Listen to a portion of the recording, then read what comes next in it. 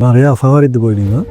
Chunki Realda hozir yo'qotadigan narsasi yo'q, yo'qotadigan narsasi yo'q, odam xavfli bo'ladi. Va qiziq tomoni hozir Davron aytdi, Yamal bilan Mbappe yo'q, ikkita lider yo'q dedi va ikki xil ta'sir qiladi. Yamalning yo'qligi Barselonani zaiflashtiradi, Mbappening yo'qligi Realni kuchaytiradi. Biz ko'rdik, bu faktlar turibdi qo'limizda. Ben Barselonani ehtiyotkor futbol ko'rsatdi deb o'ylamayman hech ham. Ehtiyotkor futbol bilmaydi. To'g'rilik bilmaydi. Va ishonmayman. O'sha yuqori liniyasini qo'yaveradi, farqi yo'q. Va bundan Vinicius, Mbappe, Valverdelar foydalanishi mumkin. Chunki Realda yagona muxlislarni ovuntiradigan narsa shuda hozir. 2 marta Klasikoni yutdik. Boshqalar bilan yo'qotgan ochkoyimiz hisobiga chempion bo'la olmadik deydi. Xolos, bo'ldi, boshqa narsa yo'q.